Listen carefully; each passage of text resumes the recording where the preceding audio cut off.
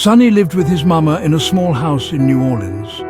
The paint was peeling, the floorboards creaked, but it was home. Sonny helped Mama as much as he could. In the mornings, I delivered coal. After school, I swept floors at the corner store. Mama worked hard at the fish canning factory. She smelled like the sea. I didn't mind. I loved my mama. Every day was the same. Sonny went to school, he worked, he dreamed of playing the trumpet. He heard it on street corners, he heard it in his heart. Sonny's mama wanted him to have a better life. She wanted him to go to college. She wanted him to follow his dreams. One day, Mama came home from work, her face pale. She hugged Sonny tight. They're closing the factory, baby. Fear crept into Sonny's heart. How would they pay the rent? How would they eat? The days that followed were hard. The little money they had dwindled away. Sonny took on extra jobs. I delivered groceries, I ran errands. But it wasn't enough. Mama tried to stay hopeful. She told Sonny stories. She sang him songs. But at night, Sonny heard her crying softly. The day the eviction notice arrived, Sonny felt a lump in his throat. It was a piece of paper, but it felt like a giant hand squeezing the hope out of their lives. One afternoon, Sonny was walking home when he heard music. It was coming from a small bar. He peeked inside. A man with a wide smile and a trumpet was filling the room with the happiest sounds Sonny had ever heard. The man saw Sonny standing there. He winked. Hey there, son, you like jazz? Sonny nodded, mesmerized. The music wrapped around him like a warm blanket. The man finished his song and put down his trumpet. I'm Smiling Jack. What's your name? Sonny. Smiling, Jack could see the sadness in Sonny's eyes. He learned about Mama and the eviction. Don't you worry, son, we'll take care of this.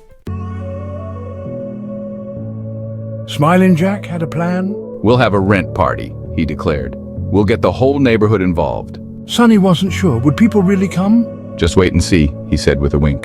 The next few days were a blur of activity. Smiling Jack and his band practiced in Sonny's small house. Mama even managed a small smile.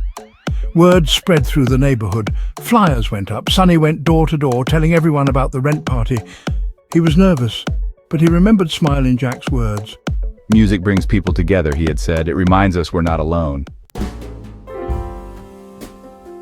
The night of the party arrived. Sonny watched as their small house filled with people. Neighbors he barely knew came with smiles and well wishes. There was the smell of Mama's gumbo and the sweet sounds of laughter. And then Smiling Jack and his band started to play. The music filled every corner of their little home. People danced. They sang along. They dropped money into a hat Sonny's mama had found. Sonny had never seen his mama smile so much. He felt a warmth spread through him. It was the music. It was the kindness of their neighbors. It was the power of community. That night, Sonny learned a powerful lesson. He learned that even when times were tough, there was always hope.